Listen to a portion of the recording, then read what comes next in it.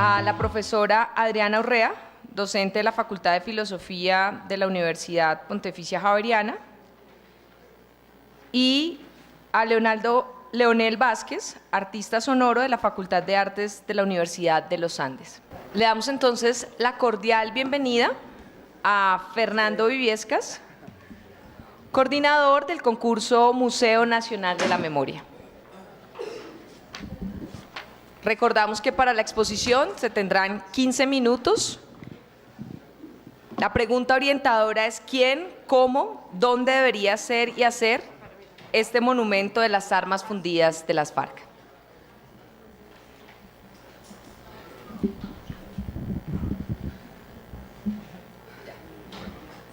Buenas tardes.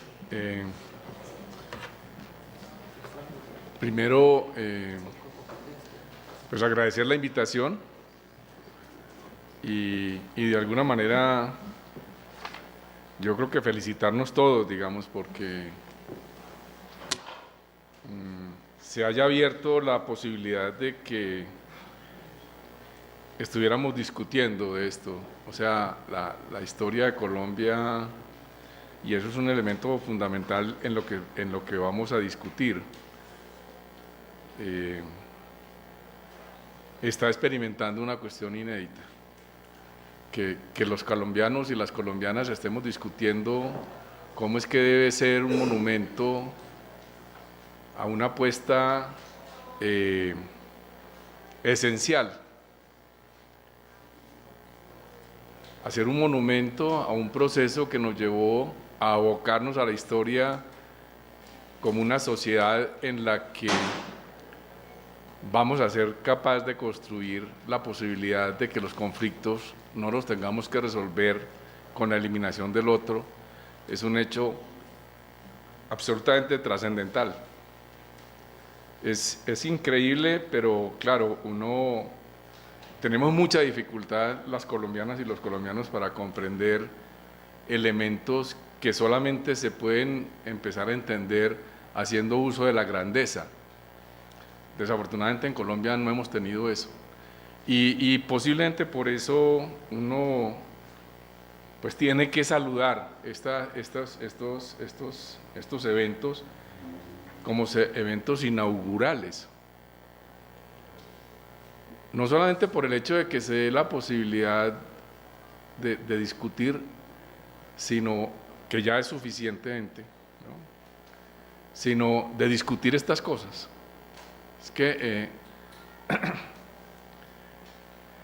entonces ahí es un primer sentimiento, digamos, es decir, nosotros no vamos a discutir, o lo que va a pasar no es un monumento más, no estamos discutiendo si vamos a dar un monumento, estamos discutiendo, y yo creo que la discusión apenas se inicia y espero que apenas se inicie, pero estamos discutiendo una cuestión que yo quisiera que se le diera todo el significado, que es inaugural. Estamos inaugurando formas de hacer sociedad, o de ser, mejor dicho, una sociedad presentable, decente, que no lo hemos podido ser en muchísimo tiempo.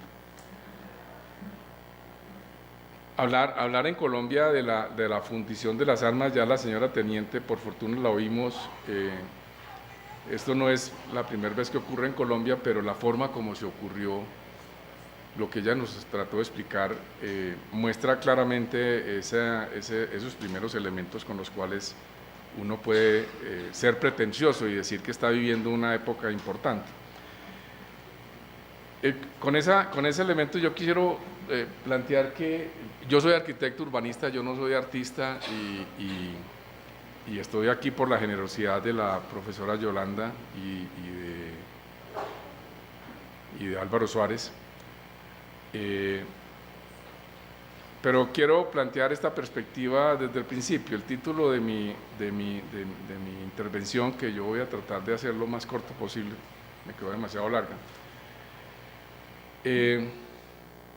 es casi que un título, es decir, la fundición de las armas, el que se hubiera podido terminar el proceso de discusión y firmado el acuerdo,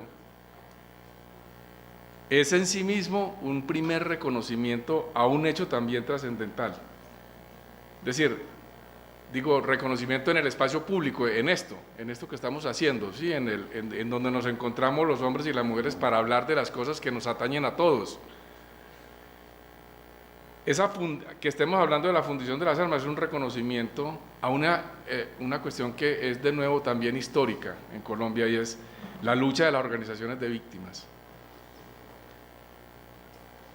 por una cosa absolutamente trascendental, y es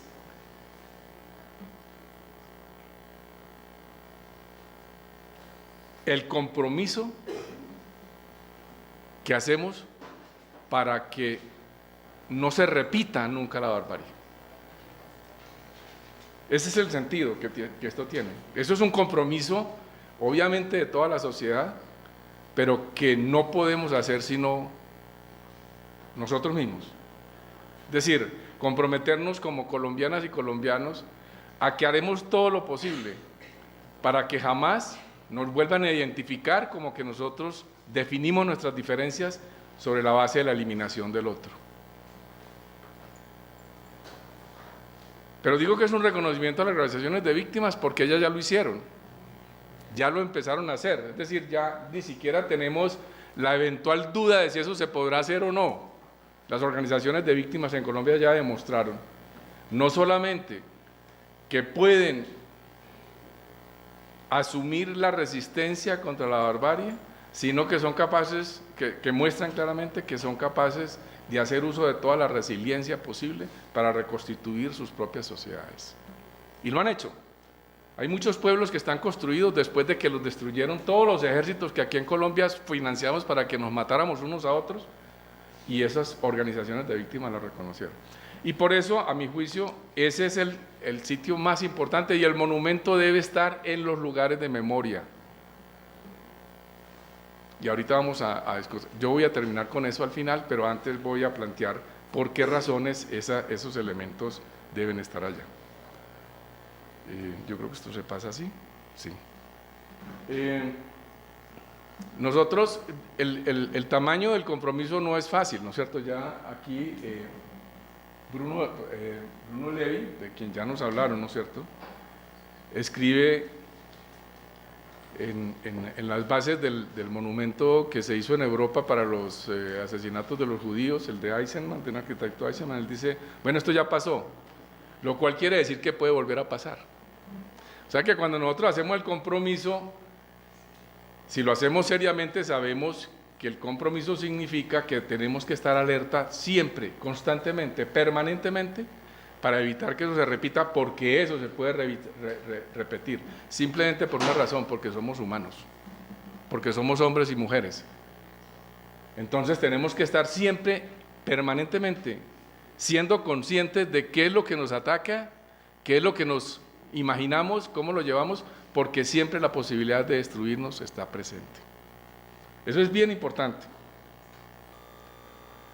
Y es personalmente importante en un país como el nuestro, ¿no es cierto?, que, como lo decía hace muchísimos años, ya más de 50 años, Mario Arrubla, ¿no es cierto?, aquí es la violencia tal vez lo único que nos interesa, nos ha mantenido en lo que llamamos de sociedad.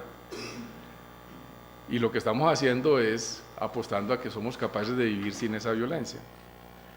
Y para eso estamos abocando a la memoria, que también, entre otras cosas, hay que señalarlo desde ya más o menos lo mencionaban ahora en la introducción, pero hay un elemento central, y es que aquí mucha gente, el doctor Henao decía que él nos explicaba cómo la gente a veces se podía oponer a esto, pero es que aquí hemos hecho muchas cosas que uno dice que es absurdo, ¿no es cierto? Por ejemplo, nosotros en la década del 40 y del 50, voy a decirlo de esta manera, produjimos una violencia que produjo 300.000 muertos, es decir, más muertos que los que se han producido del 58 para acá, cuando la población del país era apenas 11 millones de habitantes.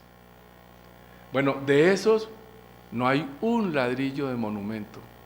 Los hemos olvidado sistemáticamente. El Frente Nacional se creó para olvidar completamente eso. O sea que si nosotros no estamos alertas, somos capaces de olvidar esto que nos estamos pasando. Y eso es lo que no podemos permitir que vuelva a repetirse.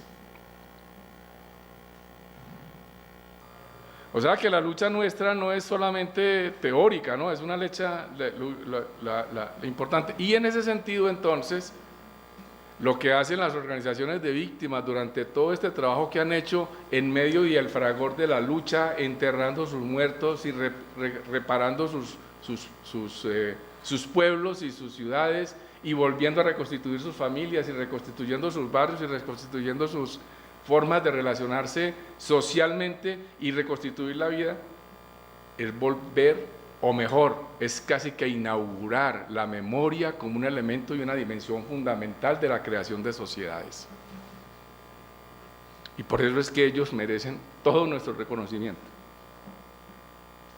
Y además lo han hecho físicamente, ¿no? Hay lugares de memoria en Colombia, en el Centro Nacional de Memoria Histórica hacen toda esa recopilación, pero podemos hablar de 30, 40, y se siguen haciendo cada vez más, ¿no es cierto? Y ojalá se sigan haciendo cada vez más, de todo tipo. Y es ahí donde hablamos desde la arquitectura de la memoria, digámoslo así, ¿no es cierto? Hay de todos, ahí está el de Trujillo, pero está también el de Tumaco, está uno de los más impresionantes, que es el de Puerto Berrío, y esa lo hizo la gente así, discutiendo ellos mismos, los domingos por la mañana, los domingos por la tarde, los lunes los niños, o sea, es un elemento absolutamente central. Así que entonces, la primera pregunta, ¿dónde debe estar eso? ¿Dónde debe estar el monumento? Debe estar en todas partes. Ahora tendremos que mirar a ver cómo lo hacemos, digámoslo así, ¿no es cierto? O sea, pero no estamos partiendo de cero. Claro, está la cuestión del Estado y está la ley 1448 pero hay un punto central en la ley 1448 de lo más importante, de nuevo, y es la no repetición. Y yo quiero insistir sobre la no repetición porque la no repetición nos convoca inmediatamente en la cultura, en la necesidad de transformar nuestras formas de pensamiento, no en lo que pensemos también, sino en la forma de pensar, cómo elaboramos las relaciones con los demás. O sea que también está y eso nos plantea una cuestión que puede ser la utopía. Si nosotros hablamos de la no repetición de la violencia, es que vamos a tratar de construir una sociedad donde no se repita la guerra. Y por tanto, entonces, estamos abocados a lo que se llama comúnmente una utopía. Bueno, las utopías son las que permiten que las sociedades se puedan superar. En el arte yo me encontré, hay muchas, pero me encontré el trabajo sistemático de Christophe Boudisco, que le apuesta para eso. Él se inventó el Instituto Mundial contra la Guerra, en fin, es una cuestión muy interesante que yo les quiero referir, pero lo traigo a esa colación porque entonces nuestra no repetición, tanto desde las víctimas como desde la ley y con el proceso de paz, ¿no es cierto?, no estamos solos los colombianos, el mundo está buscando eso, estamos en una pelea donde está prácticamente todo el mundo. Y entonces yo, ya les dije que era arquitecto urbanista, o sea, yo miro las cosas desde la ciudad, desde la cotidianidad, desde el espacio público, desde el tiempo libre, ¿no es cierto? Creo que es necesario que sea allí que es donde nos reproduzcamos, podamos efectivamente ir creando nuestra conciencia y cada vez hacernos más conscientes de la tarea que tenemos que hacer. Y yo creo que una ciudad interesante para mirar eso, creo que hay muchas, pero una interesante es Berlín, que ha logrado establecer el espacio público como un sitio donde la cotidianidad se encuentra constantemente con la reflexión y la interpelación de la barbarie, digámoslo así, ¿no es cierto? Yo lo voy a pasar muy rápidamente, pero pues, es decir, uno puede encontrar, esto es un monumento al asesinato de unos jóvenes judíos que se rebelaron y los cogieron y los asesinaron. Hubo una película que se llamaba La Rosa Blanca, la recomiendo, tiene que ver con esto también, pero esto está en cualquier esquina, digámoslo así, ¿no es cierto? Y es pero está en la calle, es lo que me parece más importante. También encuentra uno en Berlín, en las pancartas como esta, ¿no es cierto? Pero estas pancartas son interesantísimas porque como política de Estado, ¿no es cierto?, se coloca allí en esas pancartas el tipo de restricciones que se le hacían a la población judía. y se ilustraban, digamos, ¿no? Así, por ejemplo, aquí se le está diciendo a los judíos que ellos tienen que entregar los aparatos eléctricos y los ópticos y las máquinas de escribir y las bicicletas y todo eso, que ellos no pueden usar eso. O esta otra, ¿no es cierto?, donde se les... no pueden usar las piscinas públicas, digamos, eso, y ahí está la fecha. O sea, que uno pasa por la calle y encuentra y mira ese tipo de cosas y dice, nosotros hacíamos eso, nosotros teníamos esas diferencias con la gente y demás. Como por las disposiciones por las cuales se le cambiaban los nombres a las calles si los nombres eran judíos, digámoslo así en este... Pero esa es una forma. Lo otro está en la forma como recuerdan el muro de Berlín, digamos, que está por toda la ciudad, pero la seña del muro de Berlín está por todo el tiempo y todo el momento está interpelando. O sea que el ciudadano y la ciudadana cuando van en la calle están interpelados constantemente con un elemento fundamental. Se hace el espacio público como elemento de interpelación para esto. Claro, también hay parques específicos sobre esto, sobre el muro, en fin. Y hay otro bien interesante, bien impresionante a mi juicio, que eran estos, los Stolperstein. Estos son unas plaqueticas de 10 por 10 centímetros, digámoslo así, pero están al frente de las casas o de los sitios de trabajo de donde por última vez vieron a una determinada persona antes que la llevaron a Auschwitz o se la llevaron a cualquier. El Günther Demnig hizo esto en 1992 y uno se lo va encontrando en cualquier esquina, digámoslo así, ¿no es cierto? Eso en este momento en Europa hay más de 50.000, porque eso se ha ido generalizando. Entonces una forma de lucha contra el olvido por la discriminación y por toda la barbarie está en la calle. Entonces esto era, incluso los Stolperstein han sido utilizados, estos redondos son distintos porque tienen que ver con las víctimas de los que trataron de pasar el muro de Berlín durante la época de los 60 hasta el 89. Bueno, nosotros hicimos aquí el Museo Nacional de la Memoria, que ya lo mencionaron, y se hizo un determinado, ya vimos, del museo. Pero entonces aquí viene mi propuesta. O sea, es de lo más sencillo, pero la idea era que pudieran estar en todo Colombia y todo esto. Mi propuesta es simple. Obviamente esto lo tiene que diseñar un artista, un diseñador, etcétera, etcétera, pero es simplemente un volardo, ¿no es cierto?, que se activa a medida que uno se le acerca y empieza a emitir contra la pared, ¿no es cierto?, información, avisos que tienen que ver con el proceso que estamos viviendo al frente de los lugares de memoria. O sea, todo ese material que aquí estábamos ya discutiendo si iba a ser suficiente o si iba a faltar, ¿no es cierto?, se va a convertir en un diseño de un volardo, ¿no es cierto?, que contiene un sistema operativo como un computador que se activa con la presencia humana, ¿no es cierto?, y activa entonces una simple pantalla, como se activa en el cual están obviamente toda la información que se puede generalizar desde el nivel nacional, se pueden acordar todas las organizaciones de víctimas, porque lo importante es que eso está señalando un lugar de memoria que puede estar en Colombia o que puede estar en el extranjero o que puede estar en cualquier parte, ¿no es cierto? Es el mismo en todo el país, o sea que si se encuentran dos personas del lugar de memoria del Meta y otro de Montes de María, se encuentran sobre la base del mismo, ¿no es cierto? Y uno puede poner allí, a mí se me ocurre, dijéramos que un elemento introductorio puede ser lo que plantearon en el monumento de Puerto Berrío, como mencionaba, que dice a las víctimas que han aportado sus sueños, sus esperanzas, sus esfuerzos y sus vidas a la utopía de poder vivir con justicia y dignidad. O uno puede hacer lo de García Márquez, ¿no es cierto?, que era una cosa premonitoria en 1982, que ya estamos empezando a materializar. Una y arrasadora utopía de la vida donde nadie pueda decidir por otros, hasta la forma de morir, donde de veras sea cierto el amar y sea posible la felicidad, y donde las estirpes condenadas a 100 años de soledad tengan por fin y para siempre una segunda oportunidad sobre la tierra, que es la que nos vamos a ganar. Muchísimas gracias.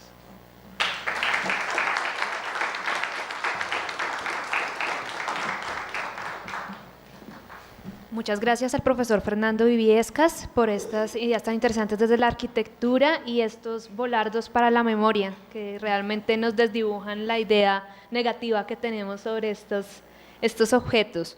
Vamos a pasar a la intervención de la profesora Adriana Urrea, de la Facultad de Filosofía de la Universidad Javeriana. Bueno, muchas gracias. Voy a tratar de ser muy breve. Yo soy filósofa y trabajo con las artes, tengo esta doble condición, y en los últimos tiempos me he abordado el problema de la necropolítica que ha propuesto un surafricano que se llama Shilmembe y que se ha preguntado por qué significan las diferentes formas de matar. Entonces, a propósito de eso, un poco eso es lo que ha motivado y por eso acepté esta invitación un poco también retadora. Y bueno, voy a trabajar. Mi pregunta básicamente aquí es, bueno, pensemos que es un monumento, parece que todo lo tiene claro, pero yo no lo tengo tan claro. Yo tengo dificultades con la palabra monumento, porque está demasiado cargada y quiero básicamente hacer eso y tengo una propuesta. Bueno, esta foto quiero celebrar el día, es una foto del día de la firma del acuerdo que cargo conmigo permanentemente, no olvidarme, porque sí es un motivo celebratorio, no es tan, quiero celebrarlo. Bueno, y después, ay, perdón, ¿cómo es que funciona esto acá? Y les dejo mientras que hablo esta cita de Walter Benjamin que me ha acompañado toda la vida, y es una cita que él trae, en un texto que se llama Experiencia y Pobreza, lo que significa la guerra, que es la mudez. Me ha acompañado toda la vida y me interesa el ínfimo quebradizo cuerpo humano que implica la guerra y que va a ser el monumento para volver a recuperar ese ínfimo quebradizo cuerpo humano que ha sido violado, vejado, asesinado, mutilado, torturado, etcétera. No quiero decir eso. Esta me obligó a preguntarme qué pensaban al final del siglo XIX, principios del XX, sobre los monumentos. Y me tocó llegar, ¿qué es lo que hago acá? Así, a un señor que se llamaba Alois Riegel, que le tocó, es un historiador del arte, y le tocó pensar cómo se iban a conservar los monumentos, no cómo se iban a crear, que es nuestro problema ahora, sino cómo se iban a... Y la definición de Riegel pues, es claramente algo que uno ya no puede aceptar. Por un monumento, en el sentido más antiguo y primigenio, se entiende una obra realizada por la mano humana y creada con el fin específico de mantener hazañas o destinos individuales, o un conjunto de estos, siempre vivos, presentes en la conciencia de las generaciones venideras.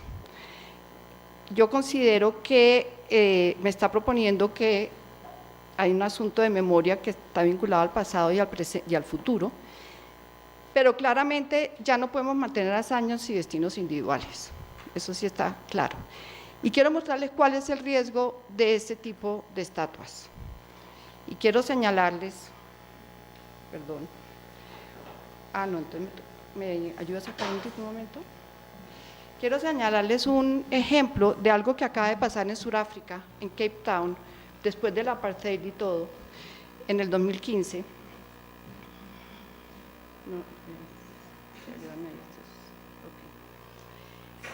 Bueno, el caso es el siguiente. Cecil Rhodes fue uno de los constructores del apartheid en Sudáfrica y le hicieron un monumento que no se ve muy bien ahí, tampoco me interesa que se vea, pero lo que me interesaba era dónde estaba. Este monumento estaba a la entrada de la Universidad de Cape Town. Los estudiantes de Cape Town resolvieron que era un insulto que el constructor del apartheid, después del apartheid, este señor todavía entrara a la universidad y encontrara a Cecil Rhodes. Agotaron todas las formas posibles para que les quitaran la estatua. O sea, Cecil Rhodes era el símbolo del apartheid, en una época contra el apartheid. O sea, ¿qué vamos a hacer? Los monumentos tienen problemas de futuro. ¿Cómo son leídos? ¿Cuál simbólicamente qué le hacen? tenemos un problema allí. Entonces, como no los atendían, un grupo de estudiantes no artistas resolvieron hacer una acción simbólica. Y se fueron a los lugares de Cape Town, donde viven los negros pobres, y empezaban a recoger los ¿cómo se llama? Los buckets, los baldes, una suerte de baldes, que es esto, donde pasan las heces en los suburbios de Cape Town. En ese momento, en Cape Town, había un festival de performance muy interesante que se llama Infecting the City, infectando la ciudad. Es muy interesante. Y resolvieron, como no les paraban, entonces Chaumi Maxile, se llama él, llegó con un tamborero, llegó con sus buckets y empezaron a tocar, y lo que hizo después de recoger todas las heces fue botarle las heces a la estatua de Cecil Rhodes. Lo iban a encarcelar y por supuesto dijo no me encarcelen porque esto es un performance. Yo pertenezco al festival de Infecting City que está ocurriendo ahora. Entonces el arte lo salvó, no lo metieron a la cárcel. Pero bueno, lo echaron de la universidad. Lo echaron de la universidad y él se ha convertido, no quiero, esto empezó en, sí, hazme acá porque dime cuál es este. Sí. Aquí está él, lo taparon y la que sigue.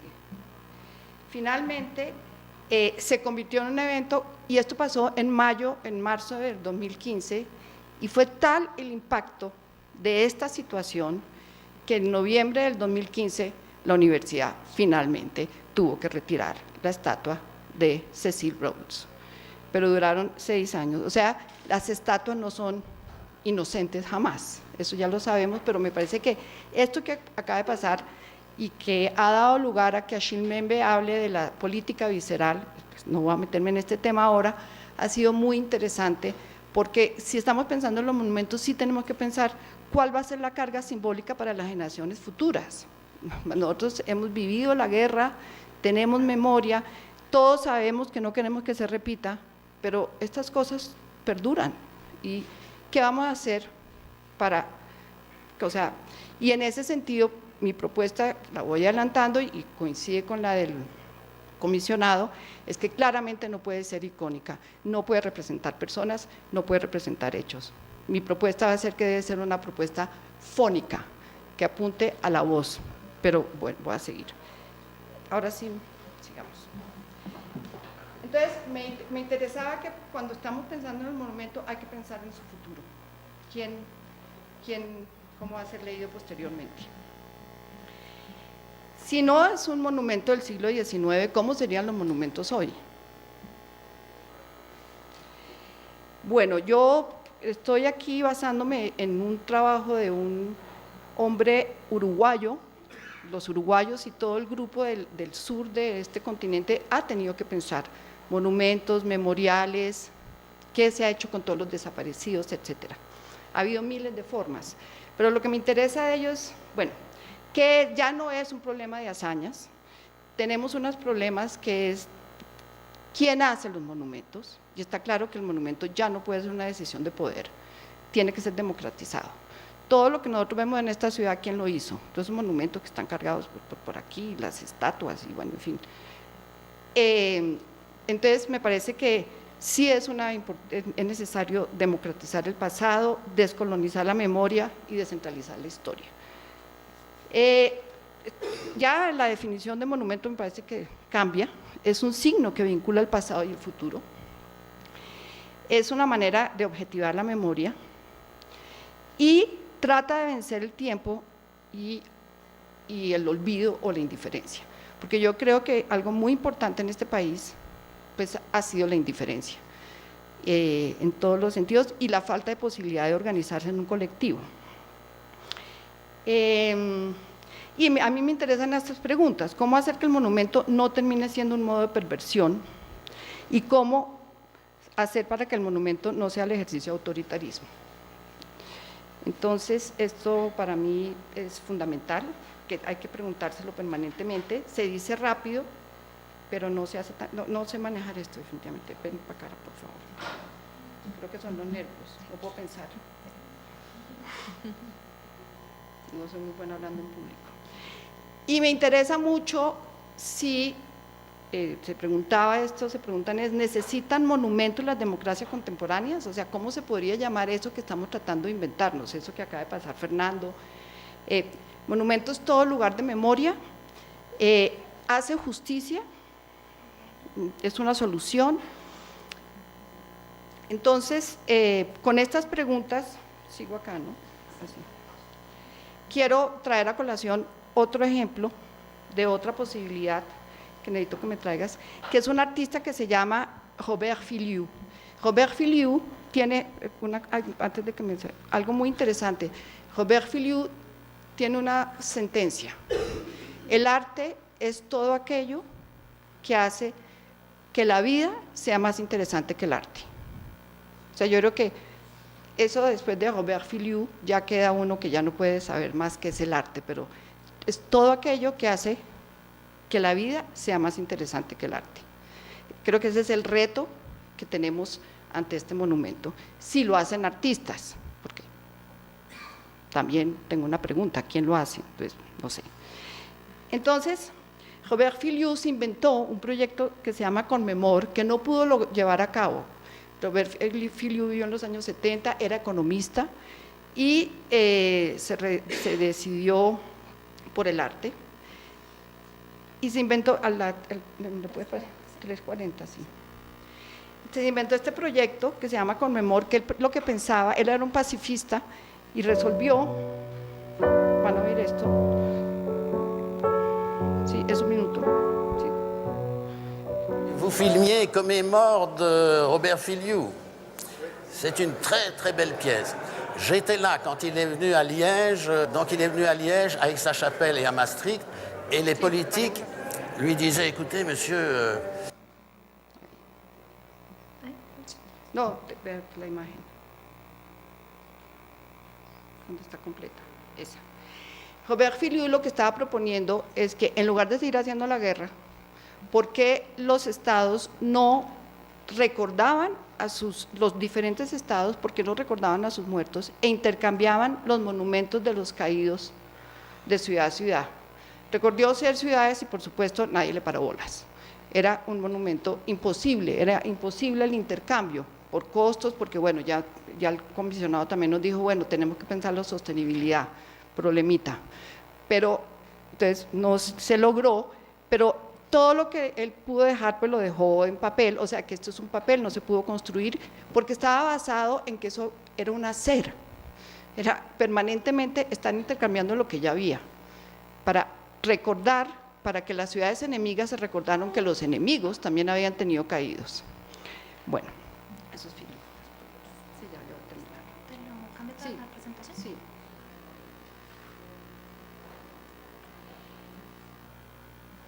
Entonces, ¿sí puedes bajar un rayo? Sí, ya. Puedes pasar porque ¿cuál es mi propuesta? Básicamente, dada esta circunstancia, yo creo que las preguntas que ha hecho el grupo de Yolanda, que es muy interesante, es ¿quién hace este monumento? Este monumento tiene que ser consensuado, no solamente entre el grupo de ustedes que están, o quienes construyó eso, pero a mí sí me parece que es fundamental que las víctimas estén ahí, o sea, tiene que ser consensuado. Y yo creo que tiene que apuntar a una memoria popular. Considero que debe ser un monumento fragmentado o nómade, una suerte de rizoma de contramemorias, o sea que es un monumento que no puede estar fijo, así está en los lugares de memoria. Para mí muy importante es que el monumento debe ser para ser habitado y no para ser contemplado o visitado. ¿Cómo se habita? ¿Cómo se mantiene vivo? Que tiene que ver un poco con la ponencia de María Clara Bernal, ella llamaba monumento activo, creo. Es decir, es un monumento, es un lugar que permite su permanente actualización, teniendo en cuenta que hay una materia específica, porque tampoco no es piedra, no es no sé qué, nos están diciendo tiene que usar un metal, o los metales que sean, problemita, eso se oxida, pesa, bueno, no quiero entrar, pero esa materia hay que contemplarla.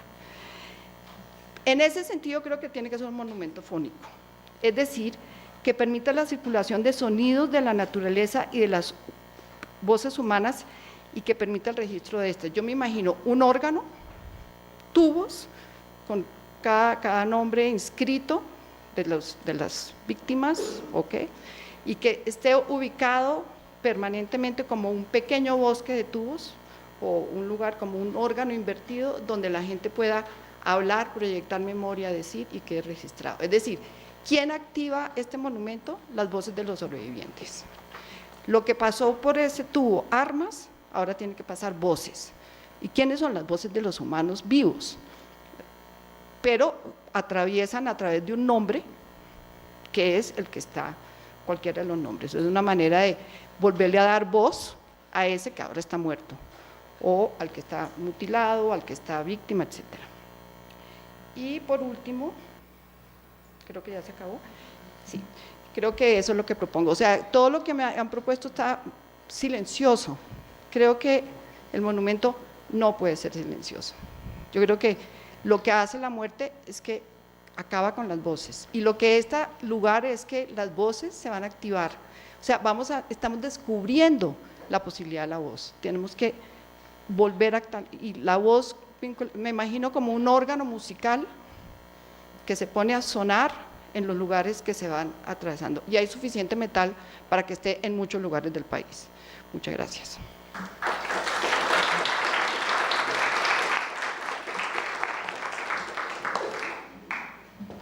Muchas gracias a la profesora Adriana Urrea por esta ponencia de lo icónico a lo fónico. Vamos a continuar con Leonel Vázquez. Él es artista sonoro y profesor de la Universidad de los Andes.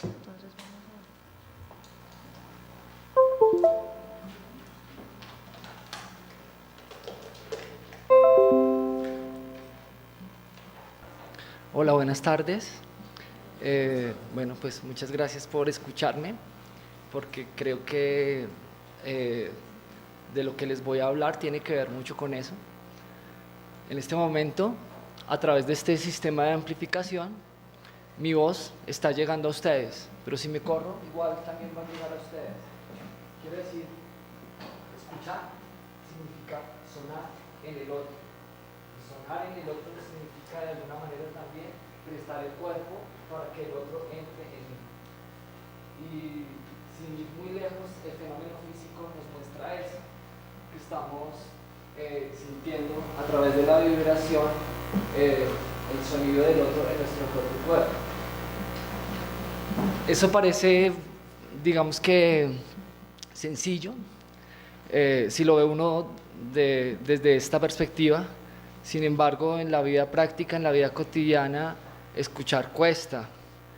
Y a veces solamente nos quedamos parando oreja, paramos oído. A veces escuchamos y sabemos lo que nos dicen, lo que los sonidos y las voces interpelan, pero queda allí. Pero quiero hablar de otros dos aspectos más de la escucha que me parecen bien importantes. Al escuchar, sentimos. Y al sentir podemos imaginar, podemos soñar, podemos ser conscientes de nuestro propio cuerpo y ser conscientes de la vulnerabilidad que tenemos. Pero también al escuchar podemos resonar, es decir, no solamente hacer que pase esa voz o esos sonidos en nuestro cuerpo y en nuestro sentir, sino que sintamos algo de empatía con eso. De eso les voy a hablar.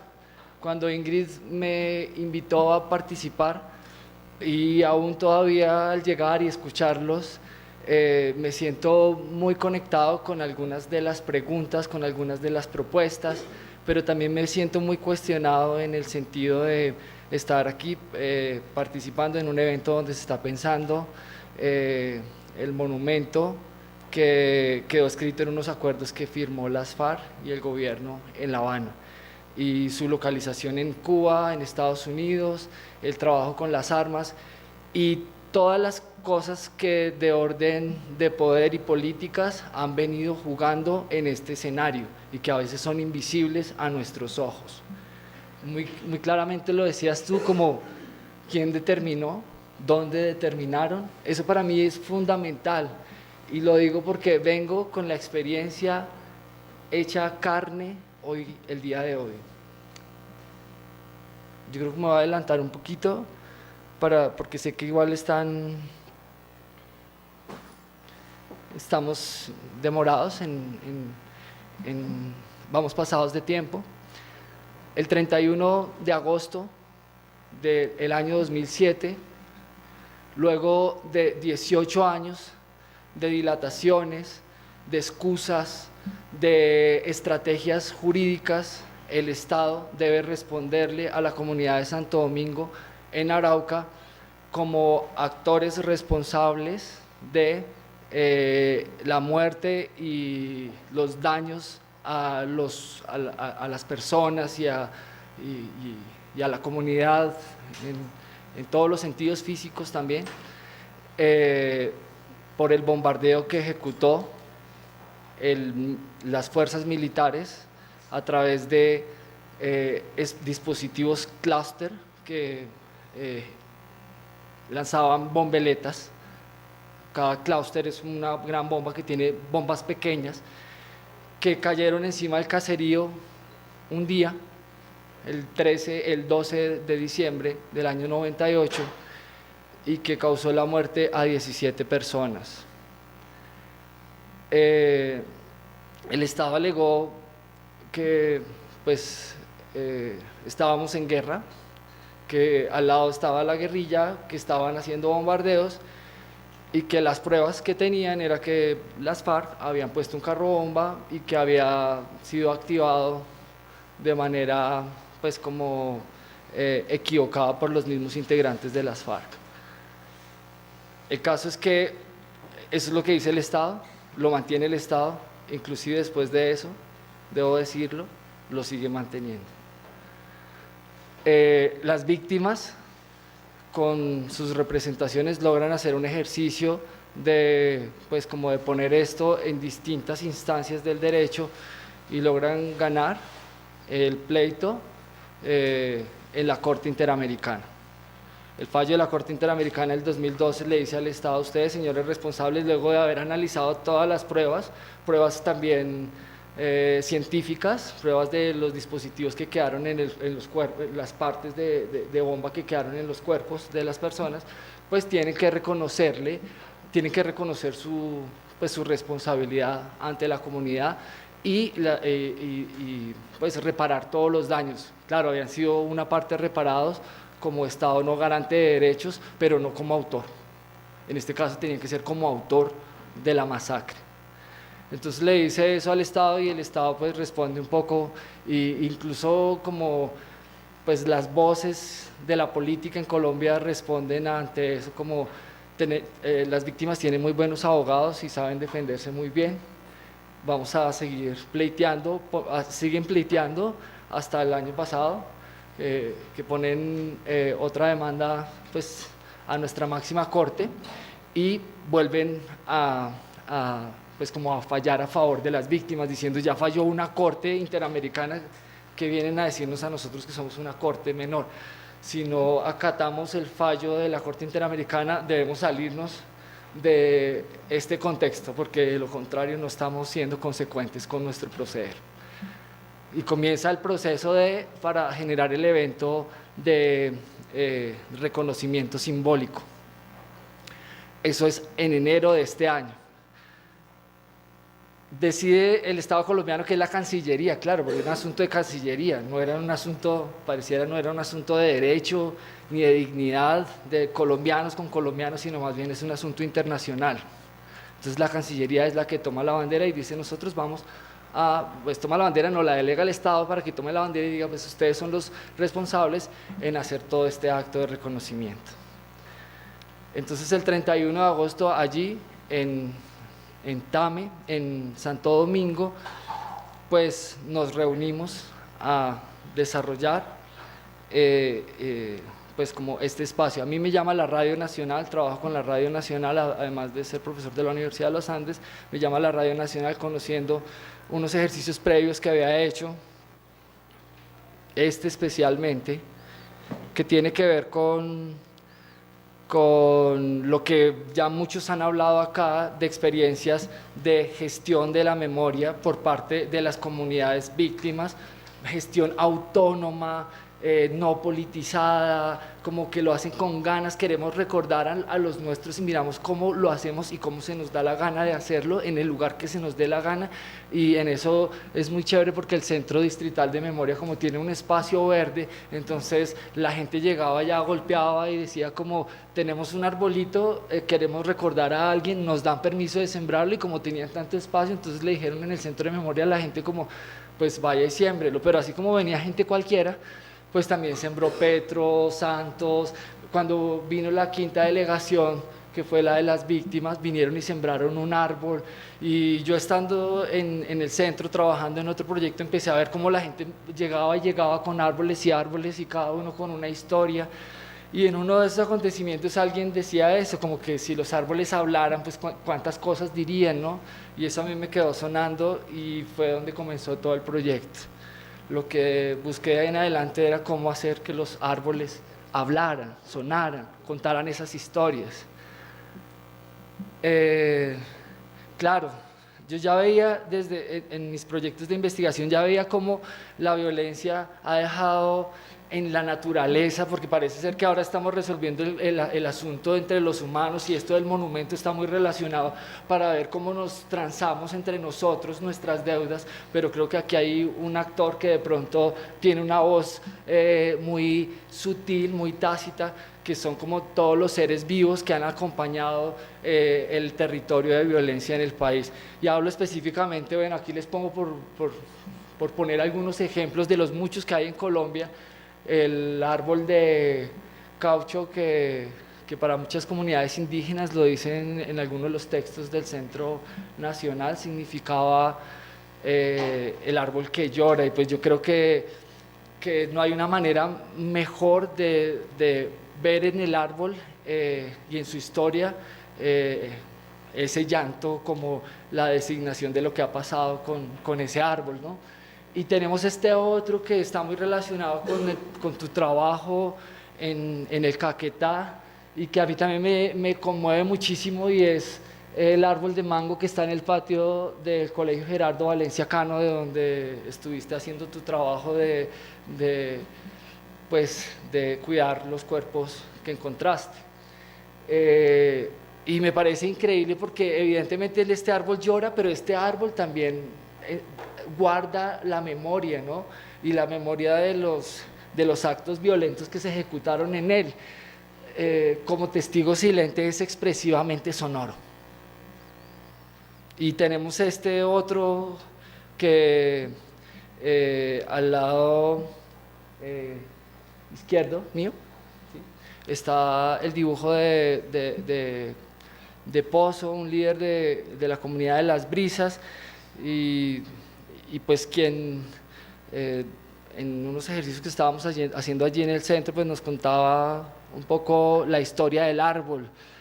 Y la historia del árbol es bella porque al final los cuerpos fueron puestos en el árbol y era para ellos la marca que señalaba la atrocidad, y ir al árbol y lo que pasaba en el árbol era también doloroso para ellos. Recordar y ver el árbol era fuerte. Se fueron de la comunidad, volvieron 10 años y lo que decía la gente es que el árbol tenía una gran cicatriz que durante esos 10 años no quería sanar, pero cuando volvieron a los 10 años el árbol estaba verde y frondoso. Entonces pues para mí este es otro árbol, y la comunidad también ya estaba dispuesta a volver, que es el árbol como el que reverdece, el que trae la esperanza de vida. Para mí esos árboles de alguna manera son la inspiración, y veo en ellos también reflejados a la humanidad, y a esta humanidad que ha vivido, que hemos vivido en medio de ese conflicto. Yo cuando veía las siembras de los árboles, sentía que cada uno de ellos depositaba allí un deseo de esperanza, de transformación de su pasado en un presente que se veía crecer.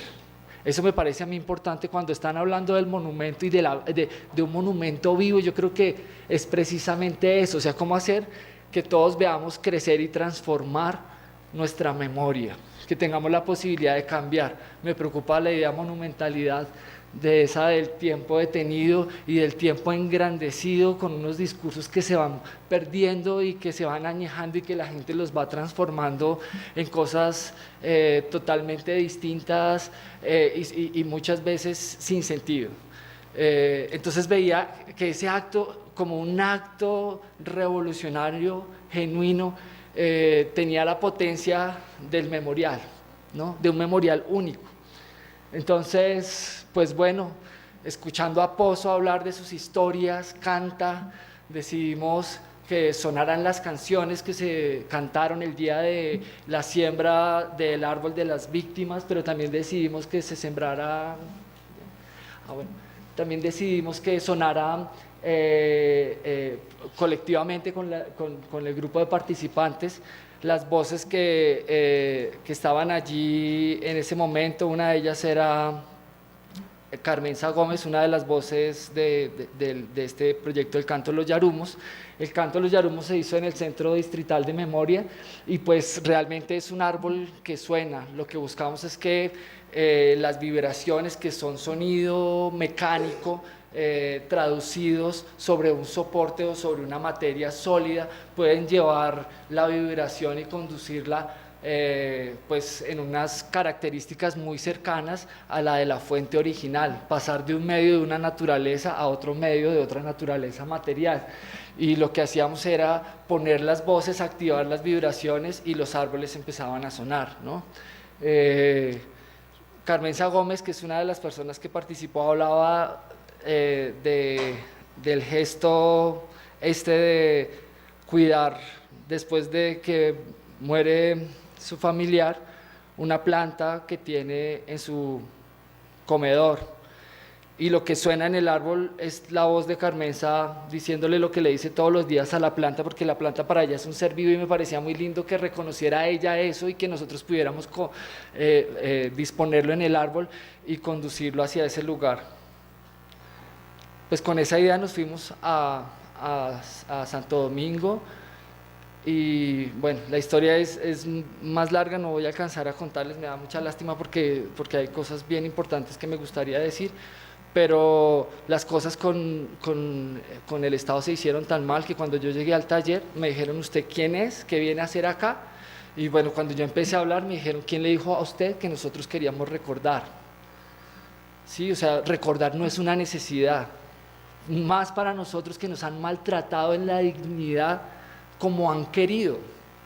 En enero de este año salió un programa en Informantes diciendo que habían 3 víctimas o 2 víctimas del atentado en Santo Domingo, y entrevistan a los pilotos, y al final lo que dice el piloto es: mi tragedia es que no he podido dormir, porque en algún momento pues siento que la justicia va a venir encima mío.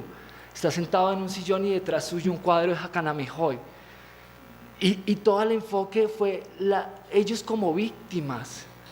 Me parecía absurdo lo que estaba pasando ahí. Realmente a nivel simbólico hemos dañado los corazones de la gente, y no les estamos permitiendo recordar con tranquilidad sus seres queridos.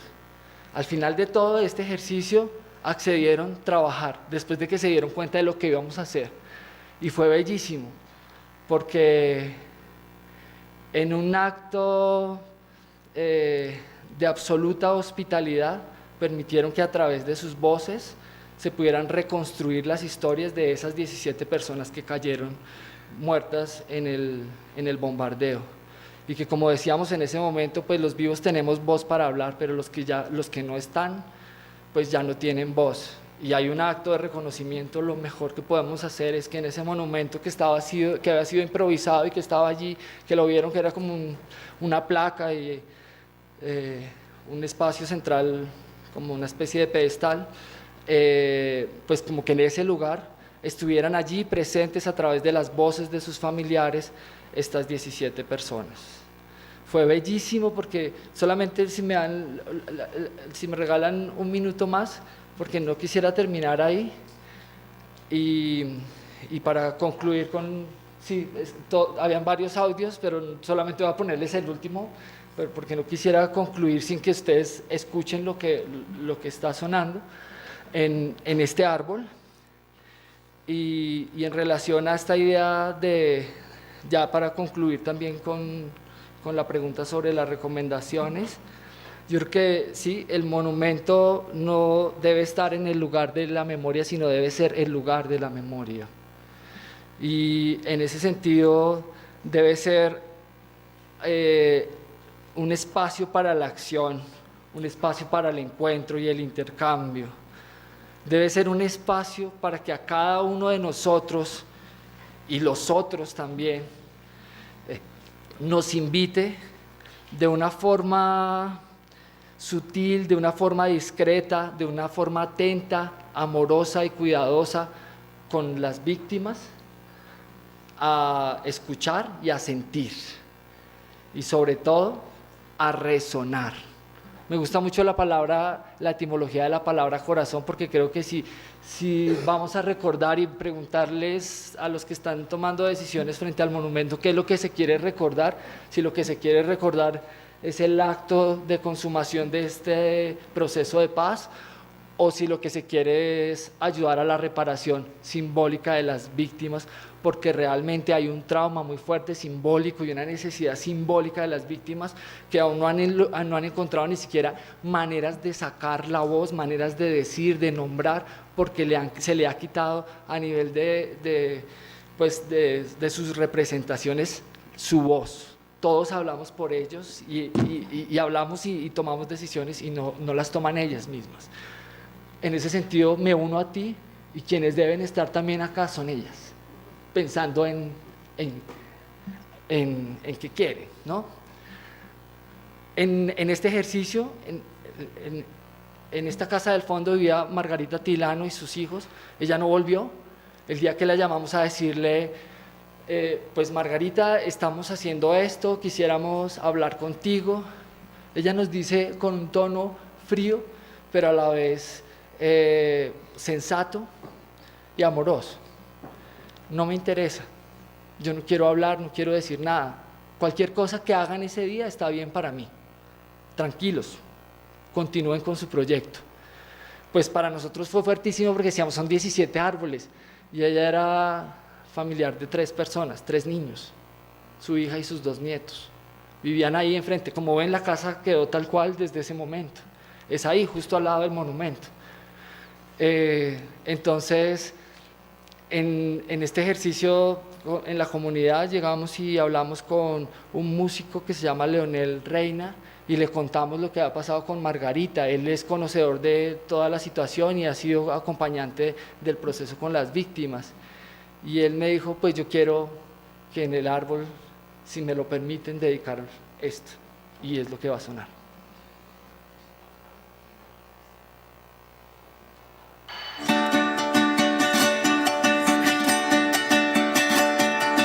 El gallo pinto se durmió y esta mañana no cantó. Nunca más hará kikirikikirá. Nunca más hará kikirikocorá.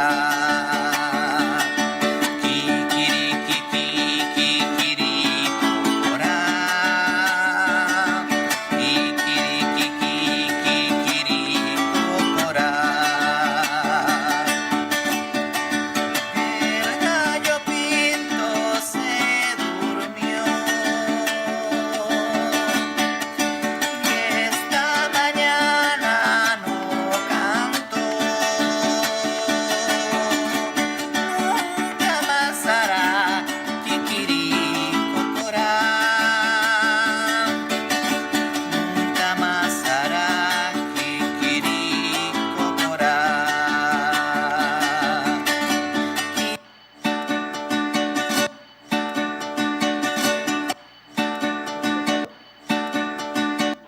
Ya, perdón. No queríamos que ningún árbol quedara sin voz, a menos de que fuera la voluntad de alguien, y por eso pues me parece muy lindo este gesto que tuvo Leonel Reina. Si me lo permiten, una idea para reunir lo que ha pasado acá y como parte de los aprendizajes que me ha dado este proyecto. En Colombia se necesitan espacios para la memoria y lo mejor que se puede hacer con las armas, con esta escasez y esta precariedad muchas veces en las regiones, es que tengamos materiales para construir nuestros centros de memoria. Y creo que sería de una manera muy significativa volver estas armas varillas para hacer los cimientos de esos centros de memoria o del Centro Nacional de Memoria seguramente, pero que no quede en vano obviamente, que se vea que lo que está soportando ese centro es la estructura, está hecha de una cantidad de recuerdos que seguramente tienen que estar allí, pero que de forma casi que no invasiva, hacer justicia con lo que ya no está. Y si es posible, ¿por qué no? A través de estos medios mecánicos de proyectar sonido, que las paredes hablen también. Muchas gracias.